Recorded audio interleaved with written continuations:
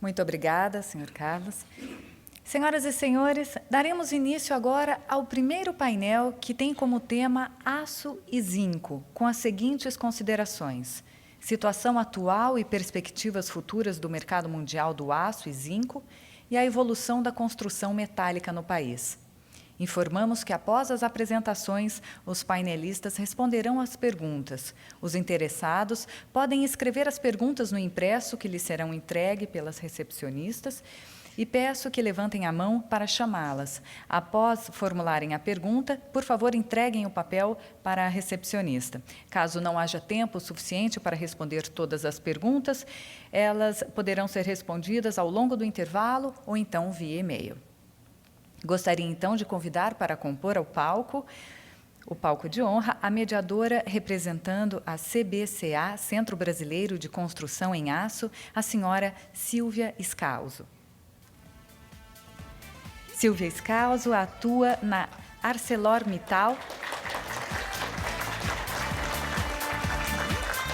na área de desenvolvimento de mercado das soluções em aço na construção civil desde 2004. Membro da Comissão Executiva do Centro Brasileiro da Construção em Aço e do Conselho Editorial da revista Arquitetura e Aço. Membro do programa Living Steel do World Steel Association de 2005 a 2010.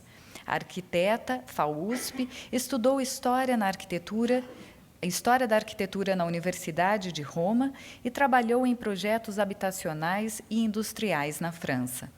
Eu convido também para compor o palco os painelistas, senhor Murilo Furtado,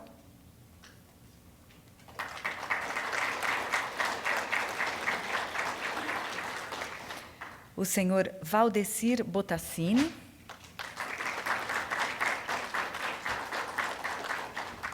e o senhor Ronaldo do Carmo Soares.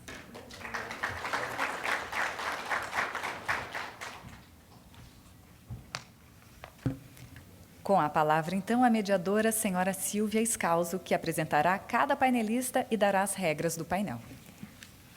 Bom dia a todos. Gostaria de agradecer o convite ao CBCA, agradecer ao Carlos Marcelo, ao Ricardo Suplicy. Então, eu estou representando o CBCA, que é o Centro Brasileiro da Construção em Aço, cuja diretora é a Débora de Oliveira e o gerente executivo é o Fernando Matos. Então, estou aqui como membro da comissão executiva, assim como meu colega Ronaldo Soares. Vamos apresentar os painelistas de hoje, e após a exposição, como já foi dito, serão feitas as perguntas. Então, eu vou começar com o senhor Valdecir Botassini, diretor do negócio Zinco na Votorantim Metais, graduado em Engenharia Mecânica pela Escola de Engenharia da Universidade Mackenzie, com especialização em Engenharia de Processos Químicos na Escola Politécnica USP. Atuando no Grupo Votorantim desde 1984, Valdecir ocupou diversos cargos, tais como gerente de engenharia e manutenção, gerente industrial e gerente geral de operação no negócio níquel.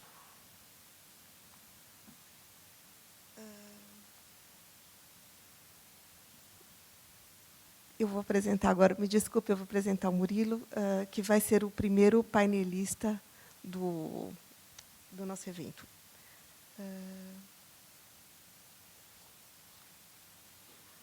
Murilo Furtado é engenheiro mecânico, pós-graduado em produção e MBA em Comércio e Finanças Internacionais. Atualmente, no Instituto Aço Brasil, exerce função de gerente de mercado. É membro dos conselhos de Relações Internacionais da Firjan, Federação de Indústrias do Estado do Rio de Janeiro, e da AEB, Associação de Comércio Exterior do Brasil, e participa como delegado da indústria do Comitê do Aço na OCDE, Organização para a Cooperação e Desenvolvimento Econômico. Então, obrigado, Murilo. Você será o primeiro panelista. E depois, na sequência, apresento o Ronaldo.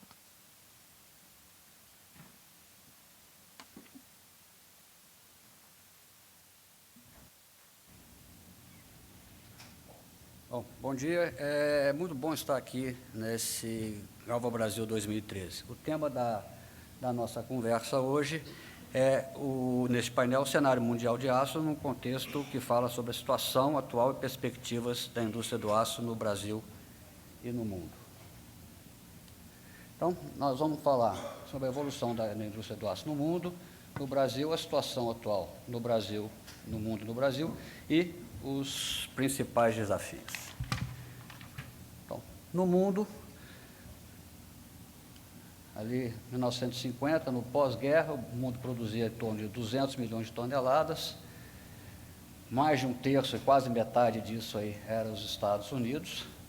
Depois, o mundo foi crescendo, nos anos 70 chegou ali a 700 milhões de toneladas, 800 milhões no início dos anos 90, final dos anos 80, quando houve a fragmentação da União Soviética, e aí, logo em seguida, começa-se a falar em excesso de capacidade. No início dos anos 2000, entra a China comprando aço e aumentando capacidade, 50 milhões por ano, mais ou menos, e hoje o mundo tem uma capacidade próxima a 2 bilhões de toneladas de aço.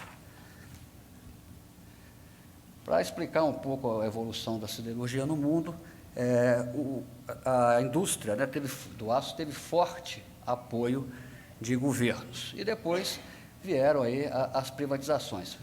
No meados dos anos 80, o mundo tinha aí metade, ou 70% da sua produção amparada por governo, e nos anos 90 lá, 50%.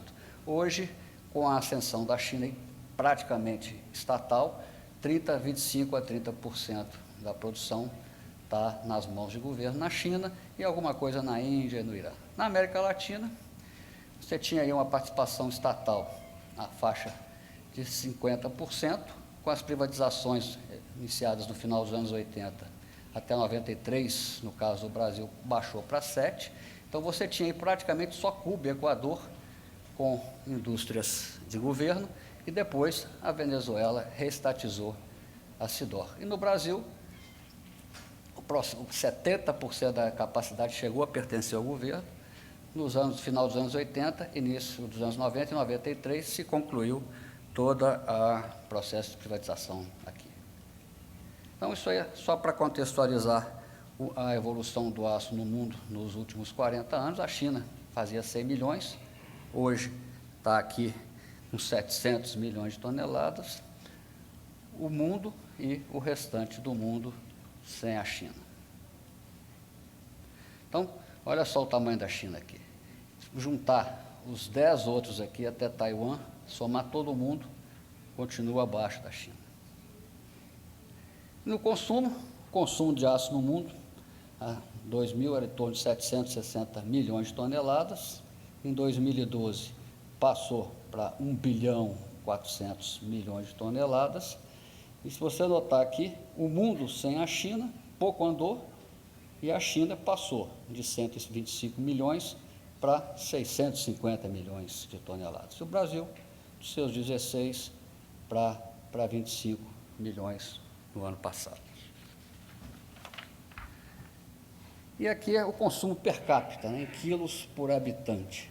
Na China, 1980, 34 quilos por habitante, 98 aqui, agora quase 500 quilos por habitante, como os grandes países do mundo. A Coreia, seu modelo de desenvolvimento, 160 quilos por tonelada por habitante em 1980, hoje mais de 1.000 quilos por habitante.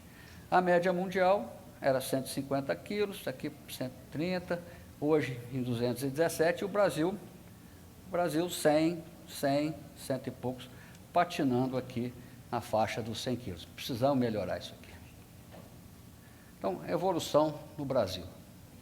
Então, aqui é demonstrando a evolução da indústria do aço no Brasil, 40 anos atrás, o Brasil lá com seus 10 milhões, hoje produzindo 35, consumindo 25, o mercado internacional, exportações e importações.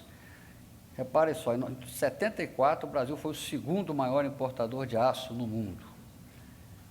E depois passou a ser grande exportador, produção inclusive para ser exportada de semi-acabado, chegou a exportar mais da metade da sua produção em alguns anos, e depois passou também, diminuiu as exportações e passou a ser importador de aço.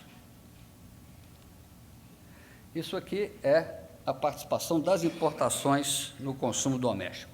Historicamente, não passava de 5%, 7% a participação do aço importado no mercado nacional.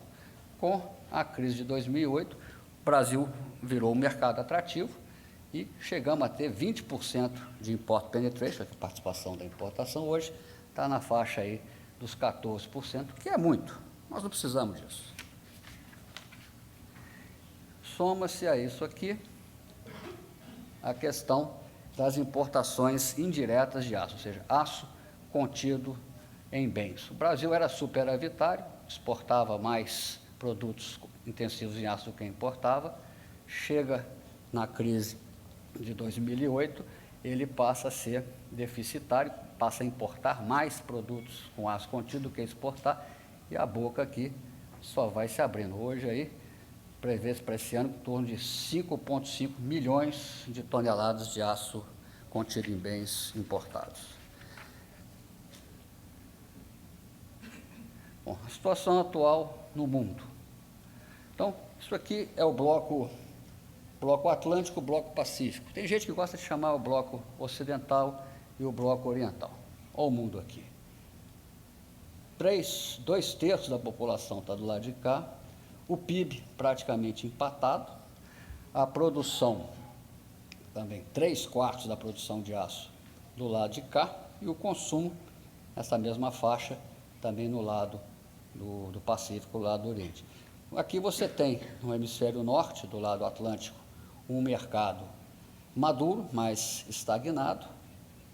Abaixo da linha do Equador, você tem um mercado novo, porém estagnado, e aqui um mercado novo e crescente. E isso aqui é a evolução da capacidade, onde a gente vê o excesso de capacidade existente no mundo. Você fala hoje aqui de 2,1 bilhões de toneladas de capacidade, sendo que sobra aí em torno de 600 milhões de toneladas de aço. Isso aqui é a localização geográfica dessas novas capacidades. Entre 2013 e 2015 estão previstos aí mais 190 milhões, 100 milhões na China, 44 na Índia e outros 44 no Oriente Médio e Norte da África. Isso aqui é o consumo de aço, né? O World Steel, ele faz algumas projeções e é muito interessante porque eles comparam a projeção de consumo com o que era consumido nos bons tempos antes da crise de 2008. Então, a União Europeia, ela em 2014, ela prevê estar a 70% do que ela consumia antes da crise em 2007. O NAFTA, os Estados Unidos, estão quase chegando lá. O Japão, outro player importante no mercado mundial de aço, deverá chegar a 80% em 2014. E o Brasil está na média mundial. Passou em 23% o consumo que tinha antes da crise, assim como o resto do mundo. E a China, não precisa falar, né? Puxando esse carro todo aí. Isso aqui é para a gente situar aí a questão da competitividade, a posição competitiva dos países no cenário mundial do aço, né? Então, a situação favorável, temos lá a China, só para entender um pouco melhor, aqui é o tamanho do mercado, um sarrafo aqui na horizontal em torno de 50 milhões, e aqui o custo de produção, considerando um slab cost aí de $560 de 2012, maior custo e menor custo. Então, situação favorável aos Estados Unidos, né?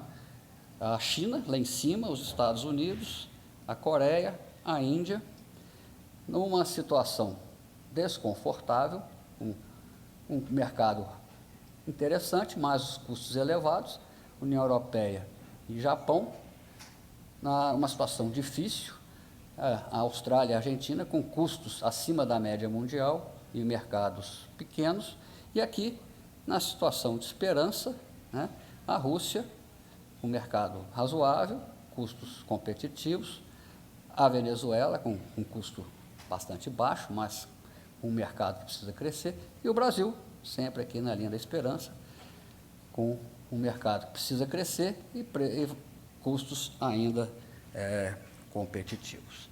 Ainda na questão da competitividade e sustentabilidade da indústria do aço, esse aqui é um levantamento feito pelo Comitê do Aço da OCDE, na reunião de julho agora, onde mostra aí o comportamento da evolução do EBITDA da Rússia, da China, dos países membros da OCDE, os países desenvolvidos, e aqui a gente chama os demais, eles chamam de rest of the world.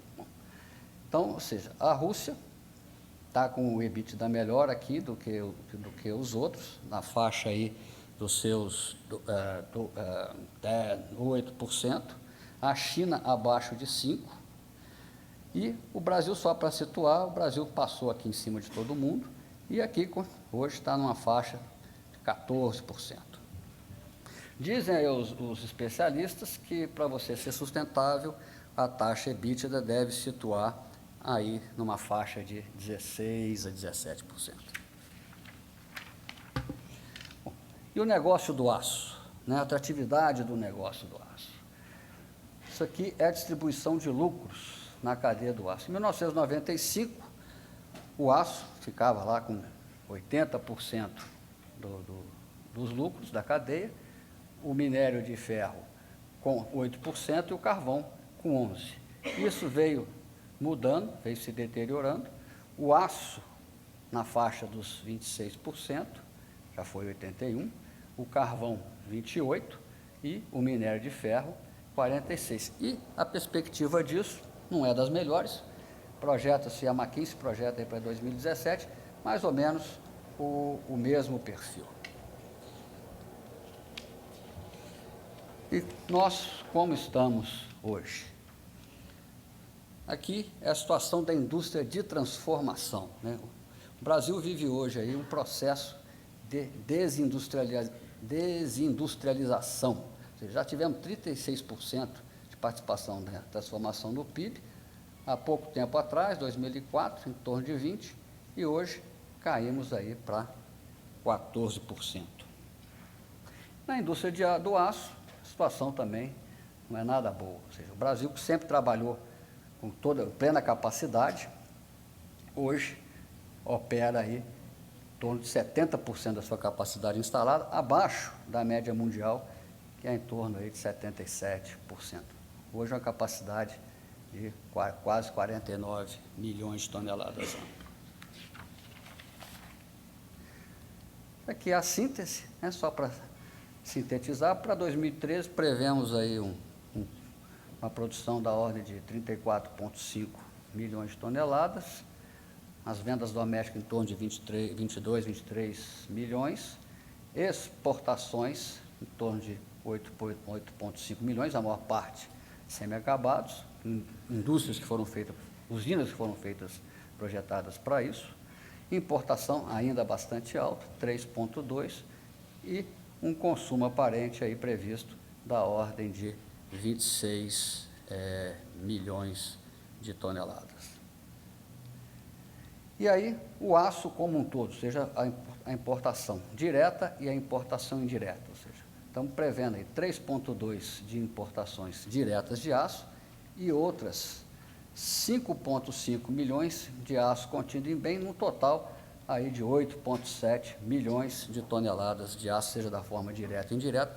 E isso aí é um indicativo de perda de competitividade, porque, como nós vimos lá atrás, o Brasil era superavitário na exportação de bens intensivos em aço, e talvez, não tudo, mas metade disso aqui, pelo menos, poderia ter ficado no mercado, com o mercado doméstico, né? E aí, a linha ainda de competitividade, só para ilustrar alguns aspectos aí de assimetrias e competitividade, ou seja, para instalar uma usina hoje, uma usina nova, Greenfield, custo, né, em dólares por tonelada, na China, a usina toda, né, a parte de semi-acabados, a cearia e a laminação, $550 por tonelada. A Índia, $1.000 por tonelada, e o Brasil, $1.800 por tonelada. E aqui vem alguns aspectos aí das nossas perdas de capacidade e assimetrias competitivas, né? Isso aqui é um estudo que foi feito pela Bus Company, atualizado em 2012, onde ele compara o custo de produção sem tributos e depois com tributos, né? O Brasil, a Rússia, a Alemanha, Estados Unidos, Turquia e China, escolheu-se aí 2 produtos importantes na indústria, que seja a bobina quente na linha de planos e o vergalhão na linha de longos, né? O Brasil é a base 100, reparem só, antes de botar os tributos, os encargos e tudo mais, o Brasil é o primeiro na indústria da produção de bobinas a quente e o terceiro na produção de vergalhões. Colocou o imposto, vamos lá para o final da fila. Todo mundo na nossa frente. E um outro aspecto interessante aqui do país é a distribuição do mercado do consumo, né? O principal driver, o driver de consumo de aço no mundo é a construção civil, né? Você pega lá o mundo como um todo, 46% está na construção civil, 13% na indústria automobilística, 15% na de bens de capital. Os países de desenvolvimento têm lá 57% na construção civil, 8% na indústria automobilística, 18%, 19% em bens de capital. Os países desenvolvidos, 36% para construção civil, 22% para automobilística, os 15% lá para bens de capital, e o Brasil, perfil de país desenvolvido, 38% para construção civil, 22% para automobilística e 20% ali para bens de capital. Precisamos acompanhar isso aqui, como faz o mundo em desenvolvimento. 5 minutos, não vai dar tempo. Então, os principais desafios para a indústria do aço, seja no Brasil e no mundo, né? A competição com outros materiais, né? E aqui lembrando, né, que o aço, ele é inimigo dele mesmo, né? Antigamente, você, para fazer um automóvel, você precisava lá de 1,5 toneladas de aço, hoje você faz um automóvel melhor, mais seguro, com 700, 800 quilos de aço. A questão também do suprimento de matérias-primas, a concentração de fornecedores, né? Hoje a indústria a mineração, minério de ferro, é uma concentração aí de 85%, o carvão uns 45%, e o aço está ali na faixa dos 20 e poucos por cento. E também a concentração de consumidores no mercado, né? Ou seja, a indústria automobilística é 65% de concentração. Então, o aço, naquela situação ali de marisco, né, entre a pedra e o mar. E precisamos levar em conta também o posicionamento da China. Na China mexe, o mundo sacode. Questões ambientais, ou seja, série de restrições, inclusive nos países envolvidos e no Brasil também, dificuldade de você conseguir aí uma licença para poder colocar uma siderúrgica. O excesso, não é nem possível, o excesso de capacidade, está sobrando aço, nós vimos lá atrás 600 milhões de overcapacidade aí, questão de subsídios, né? E isso aí leva à volatilidade dos mercados, que por sua vez vai para conflitos e atritos comerciais que geram barreiras de comércio, todo mundo se fechando. E também é importante ter a atratividade do negócio, né? A preservação das margens e a atratividade para os investidores. E no Brasil, ou seja, o que nós precisamos aqui para o setor se desenvolver, né? Então, é a promoção do crescimento do mercado interno, seja através da ampliação da cultura da construção em aço, como bem vem fazendo aí o CBCA, e também aí de mecanismos de incentivo de compra Brasil, né? Ou seja, você tem nos Estados Unidos o Buy America, que compra o Brasil. Você vai financiar uma obra pública, uma coisa com dinheiro de governo, tem que ter uma parcela significativa de conteúdo nacional aqui. Um outro aspecto também para o nosso desenvolvimento é a eliminação de assimetrias que favorecem importações.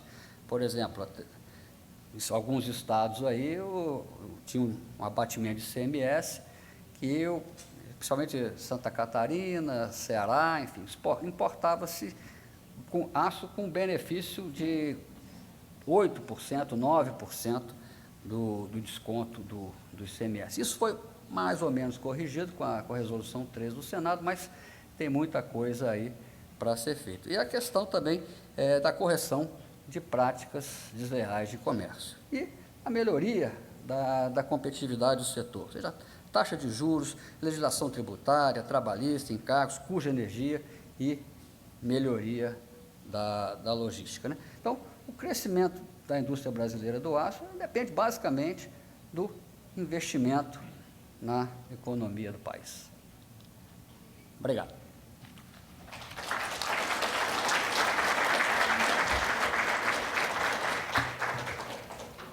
Obrigada, Murilo. Obrigada pelo tempo preciso, totalmente dentro. E gostaria agora de passar a palavra ao senhor Valdir. Valdecir. Obrigada. Bom dia a todos. Eu quero inicialmente parabenizar aí o ICZ, a equipe que vem fazendo esse trabalho bastante interessante. Esta é a segunda edição, né, do Galva Brasil, e acho que ele vem aí se consolidando, né, como um evento de importante suporte à indústria da galvanização. Então, a gente sabe o trabalho que dá isso tudo, né? E acho que o ICZ vem muito firme aí na sua trajetória com esse papel de suporte. E também dizer que, em nome da Votorantim Metais, especialmente do negócio Zinco, dizer que é uma satisfação estar participando dessa segunda edição. Eu estive na primeira e fiquei muito contente em poder ter esse espaço aqui para estar trocando aí algumas informações com os senhores. Bom, nessa linha, então, a gente trouxe aqui uma breve apresentação. Direita e esquerda para mover aqui, né? Eu sempre erro isso aqui. E a luzinha aqui. Bom, então eu vou falar para vocês um pouquinho sobre o mercado de zinco, sobre a indústria de zinco.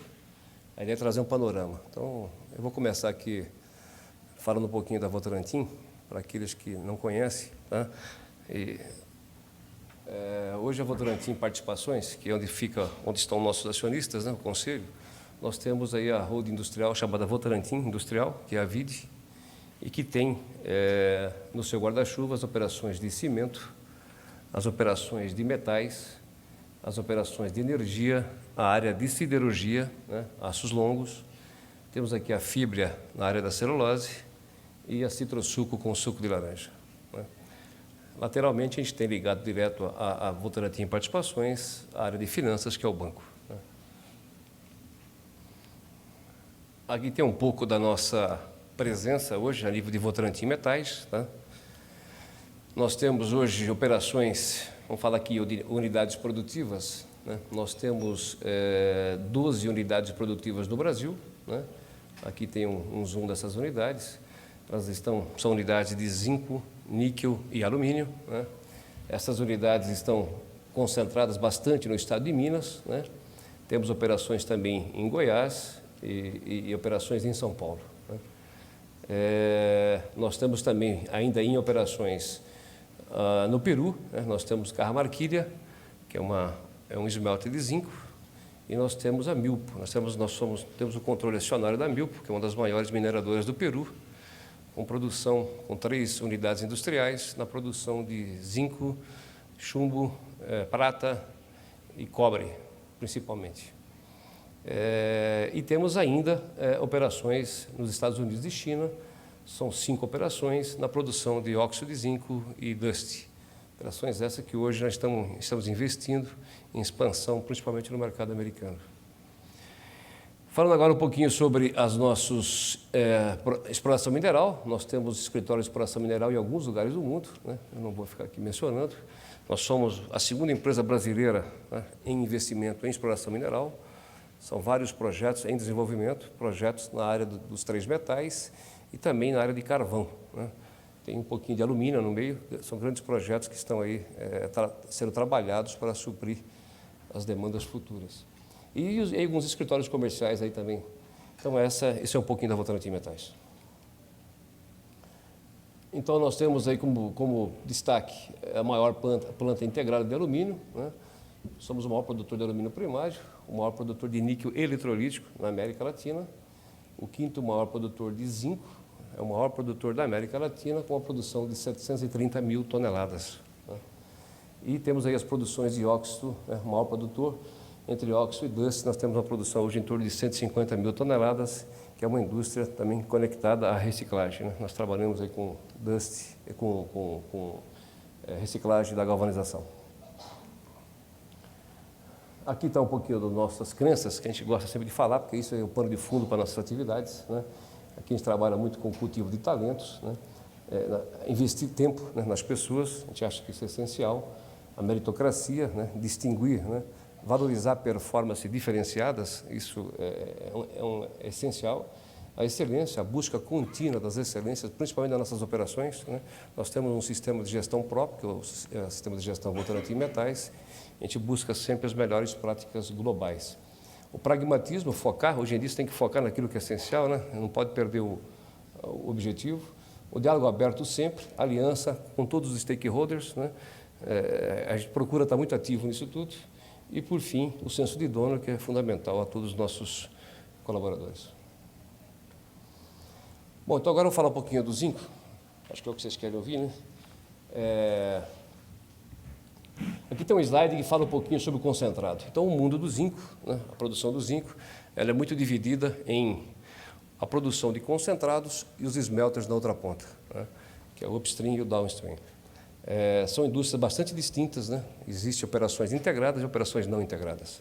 Então, na operação de Minas, é onde você tem aí a extração do minério efetivamente e operações de beneficiamento, onde você produz um concentrado de zinco, normalmente base sulfeto, e que é comercializado, né, com padrões internacionais, com regras hoje de mercado estabelecidas, eles são comercializados e com teor de zinco acima de 50% normalmente. E na outra ponta você tem os smelters, que são os consumidores, que vai pegar isso daí em processos pirometalúrgico e hidrometalurgia e transformá-los aí em metal, né, e colocá-los ao mercado. Então, falando um pouquinho sobre o concentrado de zinco, que hoje ele é um nicho, né, da indústria do zinco, nós temos hoje uma oferta em torno de 14 milhões de toneladas. Esse é mais ou menos o tamanho do mercado de zinco global. Se você olhar em metal, ele é 13,4, 14, é um número muito parecido. Nós temos aí, para frente, acho que a grande preocupação, né, que vem sempre sendo discutido na indústria do zinco, são preocupações voltadas às produções de novas minas. Então, tem fechamentos previstos, né, em torno de 1,4 milhões para frente. Nós estamos falando de 3, 4 anos, que representa, aí, se a gente fizer a conta, 10% da produção de zinco em concentrados. A gente percebe isso aqui na curva baixa, né? Esse azul aqui é o cenário base. A gente percebe que ele vem, e a partir de 15 ele começa a dar uma declinadinha, que são operações saindo. Então, exemplificando, tem minas grandes, tem Century, que é na Austrália, a gente tem Scorpion na Namíbia, na África, que representa praticamente metade disso. E é vida contada, vai sair. E aí a dependência de novos projetos futuros de concentrado, né, estão muito voltados a esse cenário que vem aí instável desde aquela crise, famosa crise financeira de 2008, onde os preços não se reconstituem, né, e esses projetos estão sendo guardados em gaveta. Então, e com isso também crescimento em CAPEX, né, custo energético. Então, é um nicho importante na indústria do zinco que pode mudar o futuro, né, está concentrado nessa área. E aí, a demanda, precisamos de mais concentrado para produzir, né? E a parte de smelt, que eu vou falar um pouco mais à frente, estão muito concentrados na China, né? Quando você fala hoje em projeto de smelter fora da China, é difícil você falar a nível de incentivo de novos projetos dentro desse cenário atual. E o baixo incentivo, né, eu acabei de comentar, em função dos custos. Aqui já comentei, né, sobre as minas e com esse cenário, né, É sempre um braço, né? Uma briga de braço entre minas e smelter, e com menos produção de concentrados, né? A tendência é os smelters ficarem com margens um pouco mais apertadas, porque as negociações futuras deverão ser um pouquinho mais difíceis. Aqui, falando um pouquinho agora do zinco metálico, é muito parecido, eu vou falar agora da outra ponta, tá? Então, na outra ponta nós temos um consumo global de zinco hoje em torno de 13,4 milhões de toneladas. A China teve corte de produção, né? Hoje, para vocês terem uma ideia, eu mostro à frente, mas a China representa aí em torno de 45% desse mercado, né? A China hoje, ela consome em torno de 6 milhões de toneladas. Então, daqueles 14,3, daqueles 13,4, 6 milhões estão na China. É impressionante a marca. Onde ela produz 5 e ainda importa 1 milhão. Então, ela ainda é importadora de metal e também de concentrado. Temos aí as questões dos estoques, que hoje são sujeitos a operações de financiamento. Esses estoques de zinco, desde a crise também de 2008, se pegar até 2012, eles cresceram bastante. Esses estoques cresceram aí a uma taxa média de em torno de 40%, 42% ao ano. Eles saíram da marca de 500 mil toneladas e atingiram 1,5 milhões de toneladas. Chegaram a atingir 10% do valor, mais de 40 dias de consumo. E a partir desse ano, de janeiro para cá, eles vêm caindo. Eles vêm caindo numa taxa de uns 25%, 30%, e já está hoje na casa de 1,2%. Né? Está chegando mais próximo à casa dos 30 dias de produção. E eles estão o quê? Hoje eles são alvos de operações de financiamento, né? De bancos, traders e fundos. Ficam presos, né? Eles não estão disponíveis ao consumidor, e sim em operações financeiras. Isso acaba controlando os preços globais.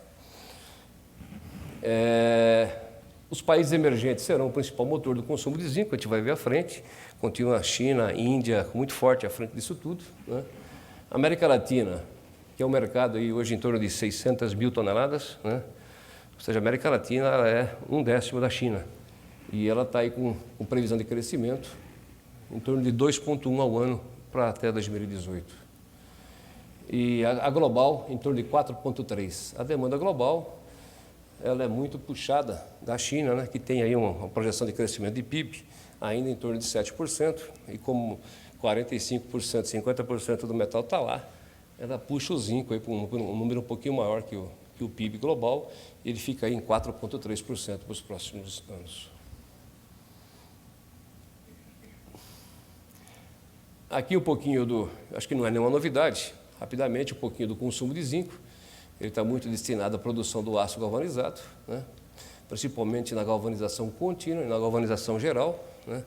Onde a galvanização contínua representa aí 40% do consumo global de zinco. E a galvanização geral em torno de 10% do consumo global. Nós temos também aí os setores de consumo de zinco para outros fins, né? Que é fundição, latão, outros, que vem aí com em torno de 17% cada um, né? E depois seguido aí por outros produtos. E aqui a distribuição por driver, né? A construção é o grande carro-chefe, né? Ele representa aí mais da metade aí do consumo, é o driver de consumo do zinco muito forte, seguido por transporte, leves e pesados, que é o que tem, aliás, a nível do Brasil, é o que tem sido aí o grande alavancador desse último ano, e a parte de infraestrutura. Aqui informação adicional, né? A nível o que a gente tem visto são fontes oficiais, isso aqui não é projeção Votorantim, né? Tem expectativa de crescimento de PIB, aliás, as outras informações também, tá? Então, aqui tem a nível de crescimento de PIB, então uma expectativa aí o PIB mundial de 3,8, né? Entre 13 e 18, e com recuperações moderadas entre Europa e Estados Unidos. A gente vai ver um pouquinho mais à frente a nível de zinco, né? Europa ela é um crescimento bastante pequeno, Estados Unidos, então fica aí entre 1% e 2%, e puxado fortemente por China, aí com 7,1% na outra ponta, né? Aqui tem um pouco da distribuição da demanda, para a gente dar uma olhadinha. O consumo de zinco por região, então, aquilo que eu comentei hoje, esse é o dado de 13, né? No mercado de 13,4%, a China aí com 43%, né? E temos aí a Europa com 19%, que vem aí andando de lado, né? Para a gente, a Europa tem uma cultura muito forte do uso do zinco. E aí vem outros, e a América do Norte 9%, e a América Latina aí com 4%, que representa aí umas 550, 600 mil toneladas aqui na América. Isso aqui o Brasil hoje responde por umas 220 toneladas dessas 600. E para o futuro, né, esse mercado cresce em torno para 17 milhões de toneladas. E interessante que nesse crescimento a China puxa, né? E quando a gente olhar, né, voltar para aquele slide anterior que eu comentei da questão das minas e dos projetos necessários, esse crescimento hoje ele está quase que totalmente suportado na China. Hoje, cerca de 85% dos projetos, são pequenos projetos, cerca de 20 projetos, estão voltados a smelters na China, né, e que tem outros fundamentos, né, a nível de economias internas, principalmente em função de estímulos governamentais, infraestrutura país. Então, ou seja, o crescimento do zinco futuro a nível de smelter está na China.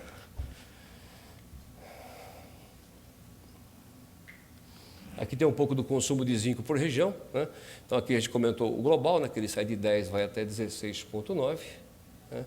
Aqui a gente tem a China, né, esse crescimento expressivo continua, né? E aqui temos aqui o Brasil. O Brasil que eu comentei, foi do 276, né, o número foi 220, 276, e a gente vai chegar aí a 326.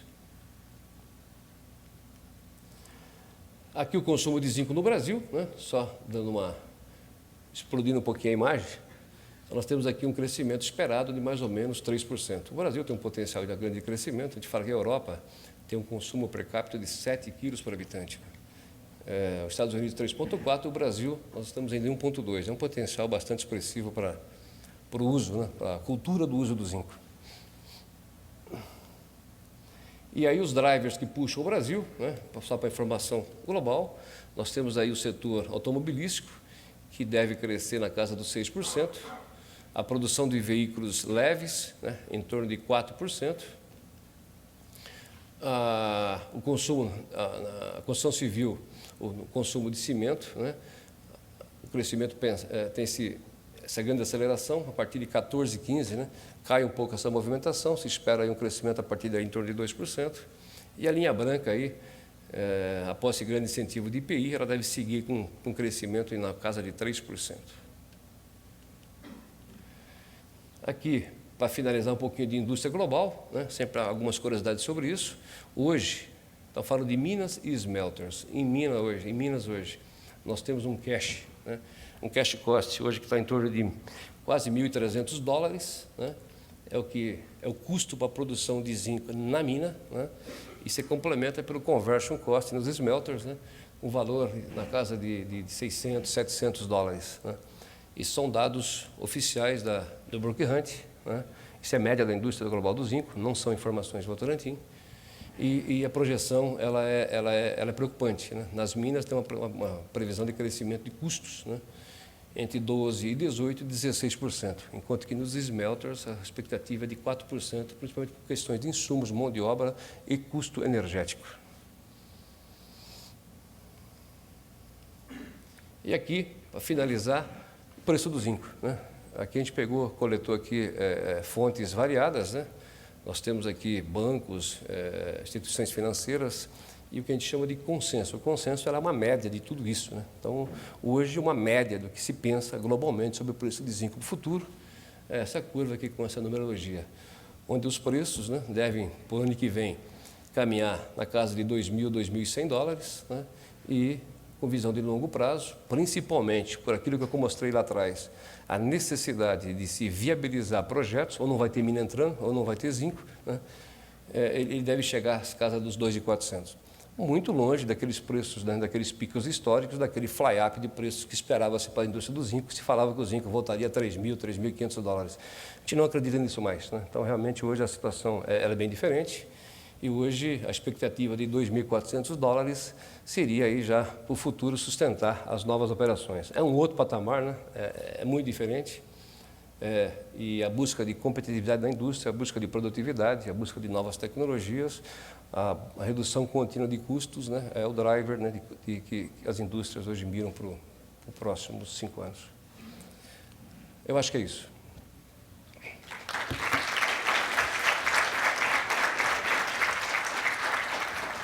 Muito obrigada, Valdecir. Então, antes de passar a palavra para o Ronaldo, eu queria só destacar a questão da semelhança, né, dos dois negócios, do aço e do zinco, onde a gente tem a questão do achatamento, né, das margens, a questão da China, muito presente nos dois negócios, e a questão do potencial que tem aí a construção nos dois negócios, né, o driver da construção do aço e do zinco, né.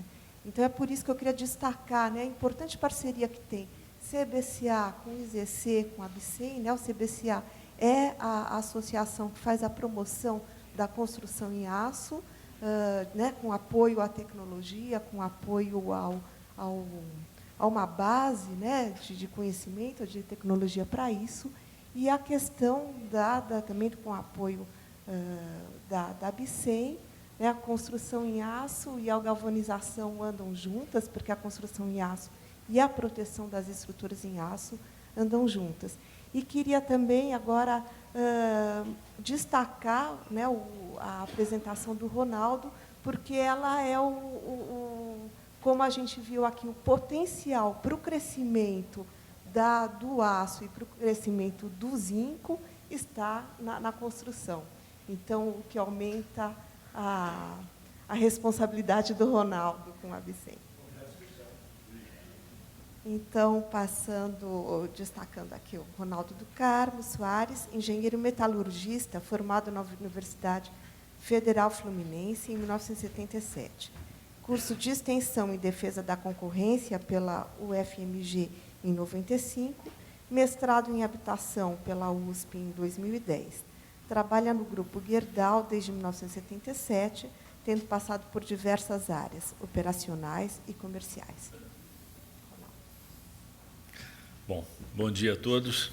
Já começo com a responsabilidade que a Silvia passa, né? Bem interessante, mas a montagem realmente foi muito correta. Eu até fiz questão de botar no primeiro slide a sequência para vocês lembrarem, né? O Murilo colocou aqui a questão do aço no mundo, né? E o Valdecir do zinco no mundo, e como a Silvia colocou bem, são bem parecidos os desafios, e aonde nós temos que crescer é na construção civil. Bom, isso é só o retrato. Eu quero primeiro agradecer ao ICZ, né, a chance de participar do segundo Galva Brasil. Né, é bem interessante, estou aqui representando a Bicem, onde eu exerço o cargo de vice-presidente de desenvolvimento de mercado. Né, então, a nossa função lá na Bicem é exatamente fazer esse mercado da construção crescer, né, para os nossos associados poderem vender um pouco mais. Então, é realmente uma oportunidade muito boa estar dentro, né, do evento do Galva Brasil. Tá? Antes de mudar aqui o slide, vocês devem lembrar, né, o Murilo colocou aqui, como não somos um país desenvolvido, não deveríamos estar com 37% de participação da construção, né, dentro do uso do aço. Deveríamos estar com 50%. Não vou falar China com mais de 50%, mas nós estamos com 37%. E esse número foi pior. Há uns anos atrás estava abaixo de 30%. Melhorou, mas tem muito que melhorar ainda. E o zinco, mostrado ali pelo Valdecir, 51% está na construção. Então, nada mais correto do que a gente fale, ao invés de falar de automobilística, linha branca, bens de capital, fale da construção em aço, né, que é onde realmente teria maior oportunidade para uso do zinco, né, em associação ao aço. Bom, primeiro da Bicem, como vocês podem ver aí, está destacado em vermelho apenas para chamar a atenção. Nós temos 6 associados, a associação tem cerca de 100 associados, claro que a grande maioria são fabricantes de estruturas e coberturas, cerca de 60. Nós temos também escritórios de projeto, fabricantes de tubos, parafusos, fixação, siderúrgicas e distribuidores, né? Galvanizadores são 6. Né? E estamos aceitando novos, né, Patrícia, né, Ulisses? Que muito bem nos representa lá como vice-presidente da área de galvanização dentro da nossa associação. Tá? Então, esse aí é a visão geral da nossa Associação Brasileira da Construção Metálica, que, por incrível que pareça, não é entidade nada nova. Já temos 40 anos de trabalho, quer dizer, ano que vem comemoramos 40 anos, vamos ter um ano muito especial. Bom, para falar sobre construção em aço, primeiramente, não esperem estatísticas, a não ser estatísticas aproximadas, não existem. Tá? Então, todo mundo diz, vamos ver como é que evolui a construção em aço nos últimos anos, ou nos últimos 15, 20 anos. Eu posso passar uma ideia para vocês, mas não me arrisco a colocar em slides. Nem IBGE, nem as associações, os estados, prefeituras não têm esses dados. Nós somos muito fracos em estatística de uma maneira geral no país. Tá? Então, eu tenho um número para passar para vocês, mas preferi não colocar no slide. Então, prefiro fazer uma apresentação rápida mostrando o contexto mundial, tá? 2 slides, e o contexto Brasil, tá? Para vocês verem o que era e o que é, para saber o que nós ainda temos que fazer. Prefiro contextualizar dessa forma. Tá? Então, a construção em aço no mundo, tá? Considerando que o aço é do final, segunda metade do século XIX, né? Bessemer, né, Panoni? Final nos anos 1856, porque antes era ferro fundido, não tinha aço, né? O aço foi criado ou descoberto nesses anos aí, entre 1850 e 1860. Mas ele já começou a ser usado, né, em edifícios de múltiplos andares, como esse edifício Chicago, em 1889. Então, nós já temos aí, de construção em aço, cerca de 150 anos. É um sistema construtivo bem mais antigo que o concreto armado, né? Mas ele, aqui como aqui no Empire State Building, início do século XX, já era uma realidade, inclusive em termos de uso da prática com velocidade. Esse edifício aqui foi feito em 14 meses. Está lá até hoje, todos vocês sabem bem disso. Eu não quero ficar muito na história, mas é importante colocar como andou rápido, mundo afora. Rápido também em termos, né? O desenvolvimento pós-guerra é exigido pela reconstrução dos países, né? E o aço permite isso.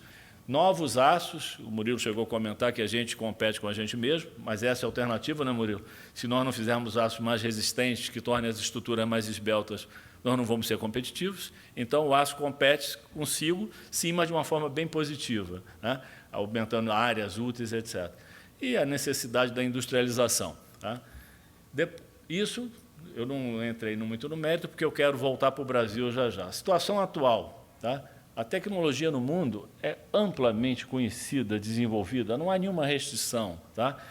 E a cultura também é estabelecida. E esses números aqui no meio mostram isso. Na Inglaterra, os edifícios de múltiplos andares são cerca de 68%, 70%. Tá? Nos Estados Unidos e Japão chegam a cerca de 50%, e nos países em desenvolvimento, entre 30% e 50%. Tá? No Brasil, vocês querem a ordem de grandeza, 14% a 15%. Quer dizer, nós estamos devendo uma eternidade de ocupação de espaço nessa situação. Mostrei apenas um exemplo aqui, teria centenas ou milhares de prédios, mas mostrei apenas um, né, que é lá em Londres, essa torre do pessoal de seguro lá da Suíça, né, que é um belo exemplo que mostra a versatilidade da construção em aço. Bom, no Brasil, podíamos imaginar que não tinha nada, né? Mas já no início do século, a Estação da Luz em São Paulo, com estruturas importadas, Mercado Ver o Peso lá em Belém, também já tinha, isso no iniciozinho do século XX. Tá? Teatro José de Alencar, que, inclusive, quem prestou atenção está no hino nacional, que foi mostrado aqui a imagem, né? 1910, também com estrutura importada. Aqui o Santa Efigênia. Tá? Então, quer dizer, não é novidade, tem mais de 100 anos a construção estruturada em aço aqui no Brasil. Se tentar achar exemplo de múltiplos andares, até não tem. Né? Vai ter já, em seguida eu vou mostrar alguma coisa. Essas estruturas eram importadas. Tá? Agora, já nos anos 50, 60, já começamos a ter o edifício Garagem América, 57, a Avenida Central no Rio, recentemente foi feita uma variação, a estrutura está intacta, Santa Cruz, lá em Porto Alegre. Tá? E aqui nós temos, vamos lembrar, a CSN foi o presente da guerra, né, pós-guerra, de 46, e a fábrica de estrutura metálica da FEM, fábrica de estrutura metálica da CSN, é de 53. Né? Então, começava a haver uma disponibilidade de materiais, mas muito incipiente ainda. Tá? A própria construção de Brasília, que não seria feita se não fosse estruturada em aço, né? Foi porque o famoso 50 anos em 5 dependia de estruturas montadas. Né? A maior parte, a imensa maioria desse material foi importado dos Estados Unidos. Tá? Mas muita gente, às vezes, não sabe que os planados dos ministérios, Senado, etc., todo foi construído, estruturado em aço. Tá?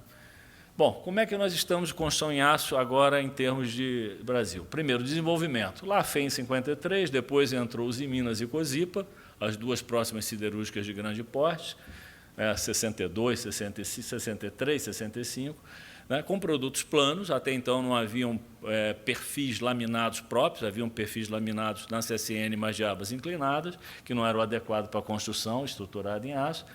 E essas duas usinas entraram, permitindo aí a produção de perfis soldados, como era da CSN-FEM, mas a direção dessas empresas foi para a automobilística, para puxar o país no desenvolvimento do setor de borracha, e plásticos, vidro, etc. Então, a indústria cresceu nessa direção, né? Então, não puxou para o lado da civil. E, obviamente, o concreto, criado aí em 26, aqui a primeira fábrica, começou a crescer e cresceu muito bem e muito bem trabalhado, né? E nós ficamos com as obras industriais, não trabalhamos em obras residenciais nem comerciais nesse período, né? Bom, dificuldades nesse período aí. Falta de produtos, ainda faltavam vários produtos, inclusive aço mais adequado. Falta de bibliografia em língua portuguesa, falta de normas, né, nacionais. A primeira norma nacional de projeto de estrutura de 86, já foi revisada, agora a versão é 2008, mas em 86 só que saiu a primeira, né? Baixa carga horária nas escolas, né? Falta de divulgação, falta de cultura do uso do aço, né? E falta de programas computacionais adequados, né? O que ocorre? Como é que nós estamos hoje, né? Felizmente, já mudamos a imensa maioria desses fatores que eu citei antes, né?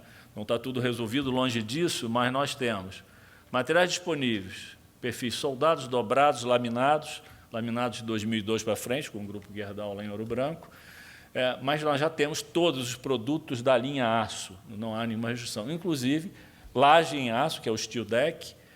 O drywall não tem nada a ver com aço, mas é um produto fundamental para a construção industrializada, né? E os painéis pré-fabricados. Botei apenas para citar que a industrialização da construção já é totalmente viável no Brasil, não há nenhuma restrição.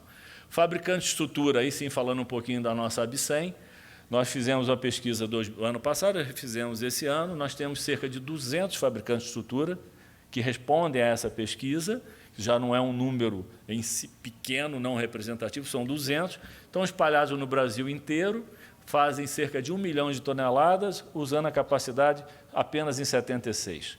O número ideal de capacidade seria 85. Então, nós temos sobra de capacidade para dos fabricantes de estruturas, né? E aqui mostra, claro, Sudeste é a maior área, Sul com 15, né? E ali Norte, Nordeste e Centro-Oeste. Temos fabricantes no Brasil inteiro, não há problema quanto a isso. Já temos um trabalho forte da ABSEM, já há muito tempo, e agora do CBCA, de 2002 para frente, né? O CBCA realmente trabalha fortemente em criação de informação, tecnologias, manuais técnicos, etc. Bom, continuando a situação atual, normas técnicas estão atualizadas, softwares disponíveis em língua portuguesa, diversos, né? Inclusive o TQS, bem de concreto, já tem versão também para aço, então não há mais problema para software no Brasil. Nem pelo menos uns 5 ou 6 fornecedores de software de qualidade, todos os de fora já estão aqui, né? E bibliografia disponível e atualizada. Às vezes se surpreende como o pessoal desconhece a quantidade de material para a construção em aço que existe. Aqueles 2 sites só que eu mencionei, vocês vão encontrar, eu acho que quase tudo relativo à construção, tá? Bom, dificuldades, não acabaram de jeito algum. Carga horária nas escolas ainda não representa a realidade do mercado, que já mudou, mas o pessoal leva um certo tempo para adequar isso, né? Mas já começam alguns movimentos em algumas escolas, né? O desembolso inicial ainda é uma realidade. A construção em aço é rápida, requer um desembolso inicial maior. Por isso que ela vai muito bem aonde o prazo final da obra é importante, tá? E aonde o desembolso inicial não é tão significativo. Isto é, construções comerciais não há restrição. Construções residenciais é outra história, tem que se avaliar caso a caso, tá? Mas tem muitas comparações de custo mal elaboradas para comparar sistemas. Compara estrutura de concreto com estrutura com pré-moldado e estrutura de aço. Isso é a comparação, vamos dizer assim, amadora. A comparação correta é a obra final pronta, entregue.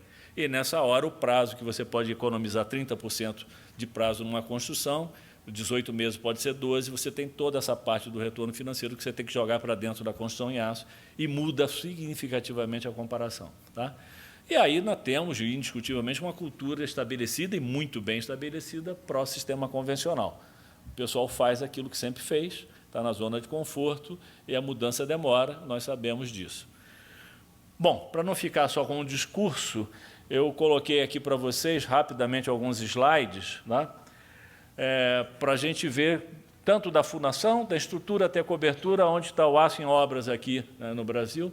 As fundações e contenções têm uma aplicação significativa, não é algo a se desconsiderar, talvez 15%, 20% do aço, né, vai aqui para núcleo dos prédios ou para contenção, para perímetros de garagem. Você tem estruturas, aqui é apenas um exemplo, esse aqui é o edifício Século nas Nações Unidas, né? Estrutura de edifícios de múltiplos andares já não é novidade no Brasil também. Para todo lado tem aparecido os prédios aí. Tá? Estruturas de steel deck, só vocês entenderem como é usado, normalmente interagindo, né, com as vigas. Né? Nós temos habitação de interesse social, aí mostrando alguma coisa na área residencial e de HIS, para vocês entenderem. Esse é o complexo Pavãozinho, todo estruturado em aço, preservando lá o morro, as dificuldades e obviamente, preservando o ambiente. Então, isso também já não é nenhuma novidade. Estruturas de cobertura com aço galvanizado, naturalmente, né? Engradamentos metálicos. Tem aqui as coberturas, as telhas de todo tipo, eu botei só 2 exemplos para vocês verem.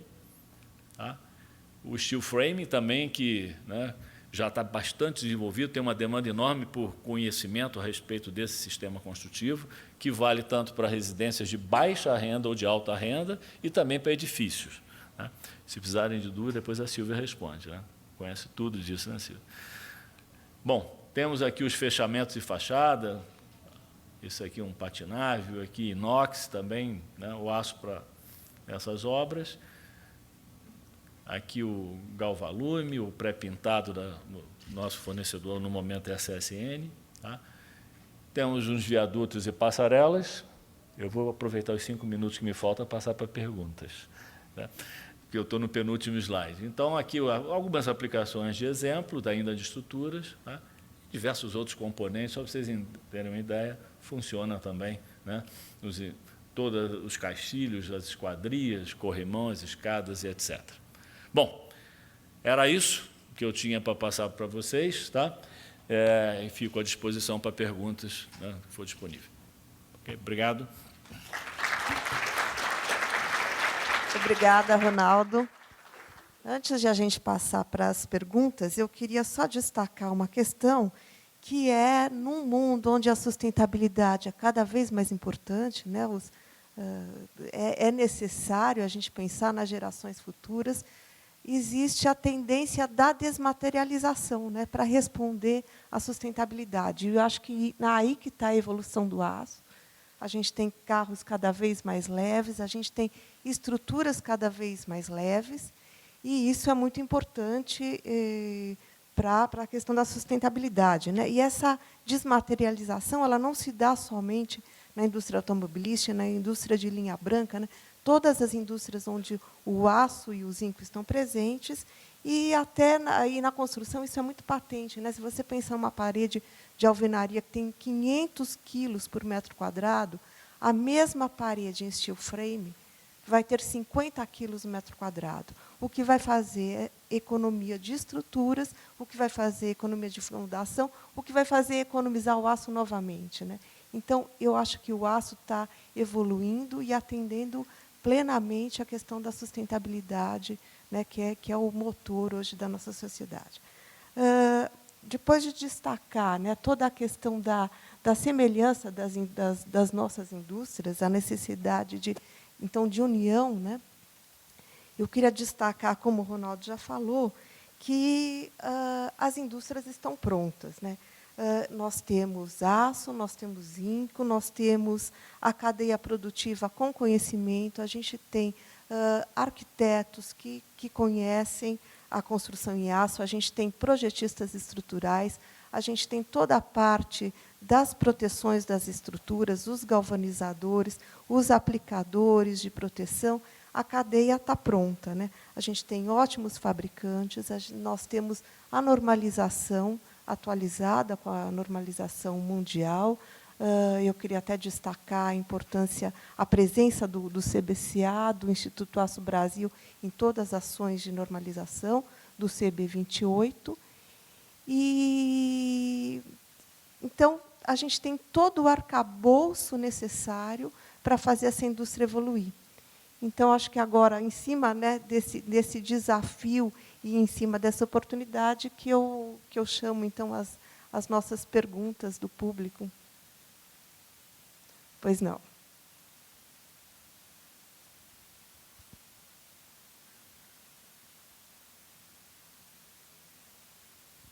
Temos um microfone aqui.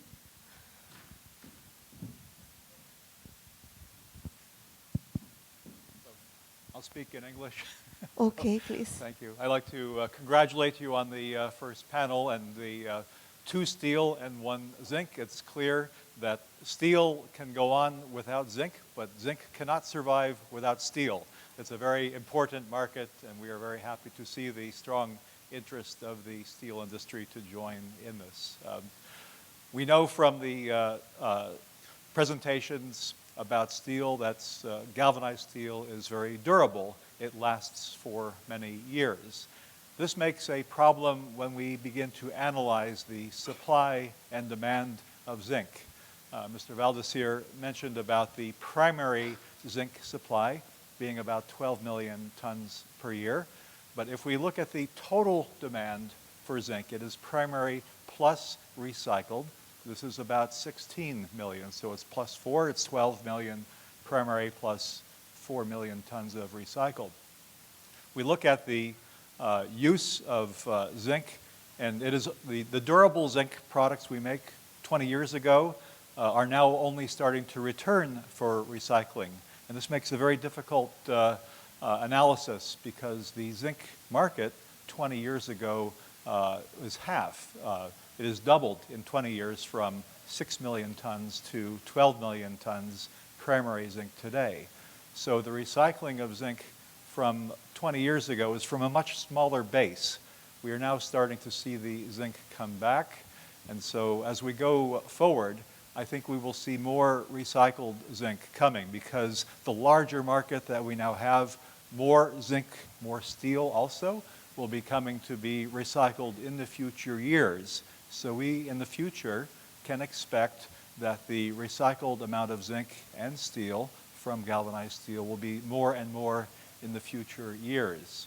So when you mentioned about the gap between the concentrates and the what is expected in the future, I'm not so worried about this. Sometimes we hear that the world is running out of zinc. They say, what is the reserves? How many years of zinc are remaining from the mines? And we know there are new projects, as Mr. Valdecir said, but also the recycling from the larger zinc market that is in the past, I think will give us a larger supply of primary and secondary zinc for the future. At the same time, the only other point is the recycled zinc quality we must be very careful about. We are seeing it coming back to the market, the different qualities, and the purity of it is especially required for some applications. For galvanizing, it is less important than other applications like chemicals or die castings, but we in the future must be watching also this quality as we see the increasing recycling, which will increase the zinc supply in the future. Thank you. Ok, thank you. Muito obrigada. Eu vou falar em português para melhor entendimento. Eu acho que é bastante interessante, né, a lembrança aí da parcela da reciclagem. E a Votorantim Metais tem ficado muito atenta a isso. Nós temos a operação de produção de óxido, né, óxido de zinco e dust, Estados Unidos e China, e também aqui no Brasil. Nós também temos uma operação de óxido de zinco na unidade de Três Marias. E a gente vem com um empreendimento em nova tecnologia bastante pioneiro a nível do Brasil. Se você olhar para outros países, principalmente o mercado americano, acho que é uma outra proximidade entre as indústrias de níquel, de zinco e de aço. Nós estamos já no Brasil reciclando o pó das acearias elétricas, né? Hoje a nossa unidade de Juiz de Fora, né, que é um smelter não integrado, nós investimos lá fortemente nos últimos 2 anos, né? E hoje nós já reciclamos. Nós temos parcerias aí com alguns dos colegas, aí, Arcelor, a própria Votorantim Siderurgia, Gerdau, né, e outras empresas, onde a gente começa hoje a reciclar. E esse material, né, esse pó de aciaria elétrica, né, para frisar e dar um exemplo do que foi colocado pelo colega, ele contém 18% de zinco. Ele é melhor do que muito concentrado de minério que tem por aí. Então, hoje, Juiz de Fora já opera com 30% da sua entrada com zinco secundário. Nosso público, eu reforço para vocês mandarem nossas perguntas por escrito. E já temos uma pergunta aqui, vamos ver qual dos nossos palestrantes vai responder, que é do senhor Geber Schuber, da Zinc Power Monterrey, perguntando por que todos os nossos postes elétricos são feitos de concreto e não de aço. Talvez Murilo possa responder. Bom, talvez o Ronaldo, mas melhor do que eu, mas a cultura do concreto é muito emprenhada no Brasil, né? Então precisamos quebrar esse tipo de cultura e passar a insistir, investir mais em todos os tipos onde a aplicação do aço é possível. Acho que o Ronaldo completa melhor do que eu. Bom, primeiro, eu gostaria de dizer que, fora a questão cultural, já não é tão a realidade de que todos os postes são em concreto, né? E como Gerdau, fazer poste em concreto não é fácil, não. A Gerdau não faz poste, mas fornece cortado e dobrado, como Mittal, Votorantim deve fornecer também, para fazer esses postes. É uma dificuldade você estruturar um poste em concreto, não é fácil. E ele fica definitivamente muito mais pesado. Mas a questão cultural levou a essa realidade que vem mudando, né? Até com o fornecimento de tubos, que muitos desses postes, obviamente, usam tubo, porque é uma seção mais resistente, mais equilibrada. Isso vem mudando, mas vai levar um tempo, né? A constatação dessa realidade já não é tudo, mas ainda é maioria, ainda demora um tempo até virar. Mas está virando, tá? E os postes em aço podem ser tubos, podem ser perfis, podem ser treliçados de várias formas, né? Mas tem gente que acha que não pode, porque vai dar choque lá na base. Tem um monte de questões culturais que vão sendo vencidas aos poucos. E complementando o apelo, né, os primeiros postes metálicos, de maneira tímida, são pintados, né? A gente vê isso em parques, é verdade. Então, a gente percebe o estado, né, de corrosão acentuado, né, e de questões de manutenção. Então, acho que o poste...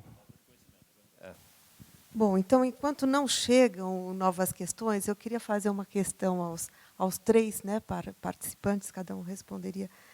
Como que a gente pode, né, então a gente tem uma realidade, que é a questão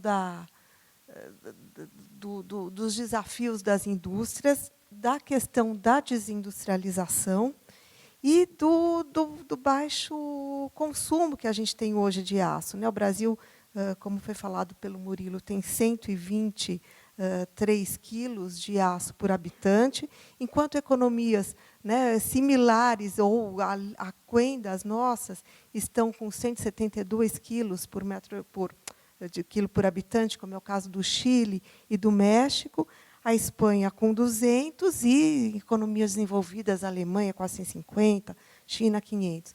E, ao mesmo tempo, o zinco, né, consumimos no Brasil 1,2 quilos, enquanto a Europa, economias desenvolvidas maduras, 7. Então, a gente tem, de um lado, né, essa questão e como a gente pode superar esse baixo consumo, aonde vão estar os novos, as soluções, para como que vamos caminhar. Bom, você viu, nós mostramos ali, o Brasil patina num consumo per capita de 100 e poucos quilos há mais de 30 anos, né? Temos um mercado enorme, 200 milhões de habitantes. Então, precisamos fazer isso crescer. Como é que faz isso crescer?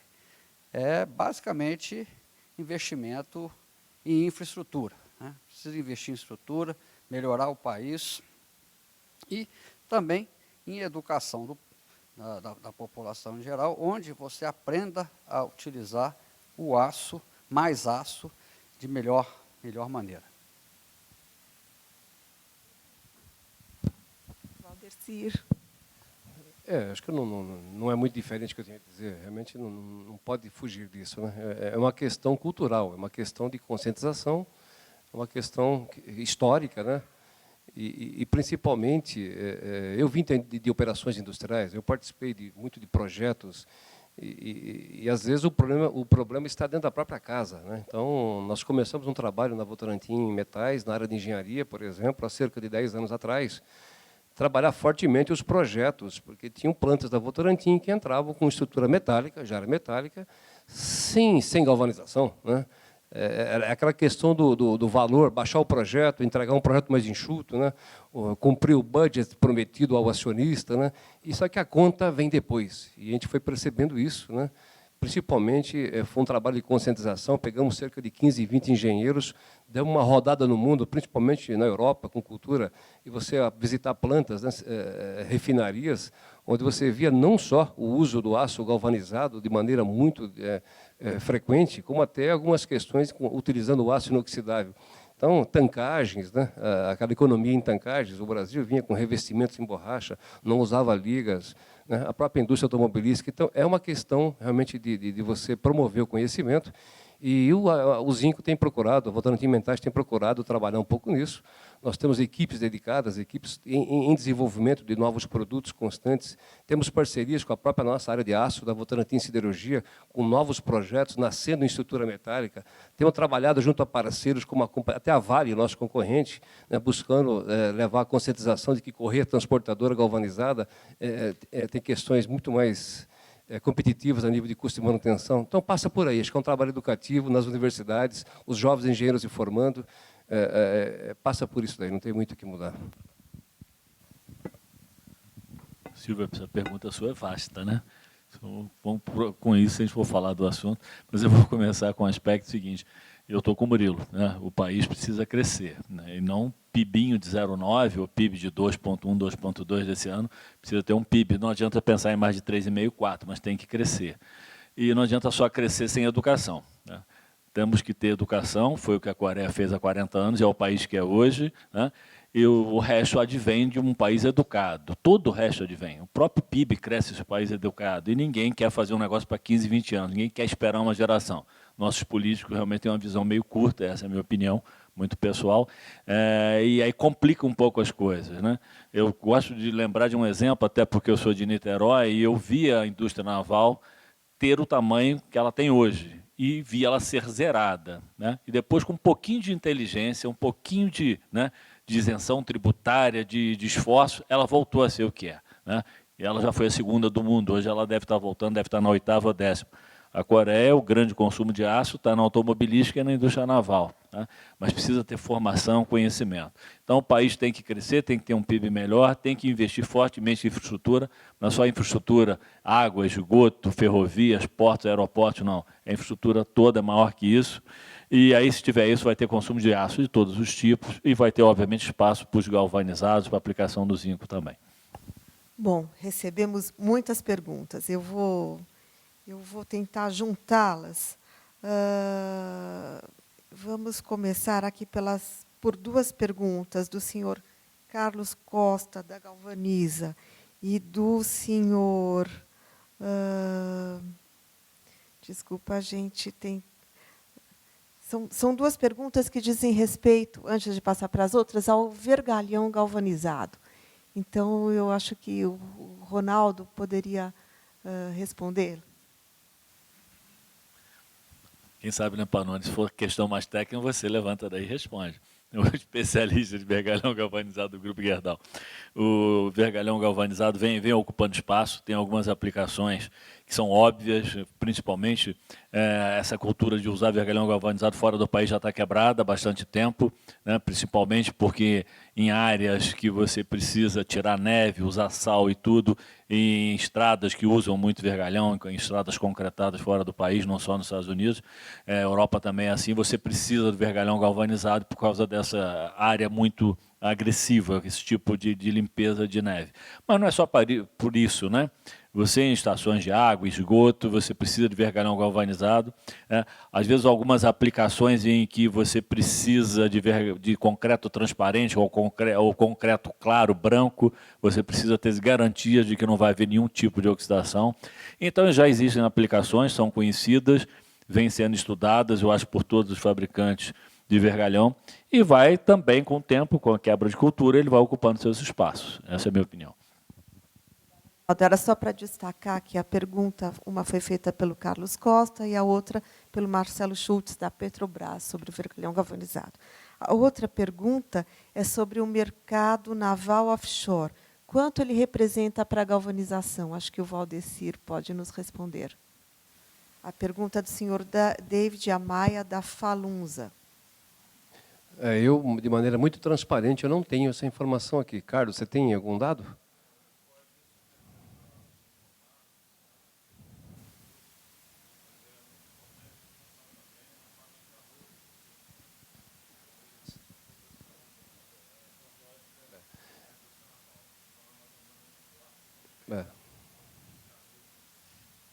Nós podemos buscar informação e tentar passar a vocês, tá?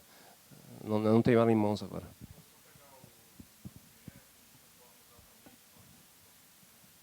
Ok. E eu recebi aqui um aviso da organização do evento, que o nosso tempo, infelizmente, está acabado. A gente tem aqui ainda uma série de perguntas, falando mais sobre desenvolvimento de mercado do aço, sobre impostos, sobre importação, perguntas bastante interessantes, mas nós vamos respondê-las, então, por e-mail a essas questões. Eu agradeço a todos a atenção e estamos à disposição agora aqui no Coffee Break. Muito obrigada, obrigada aos nossos palestrantes.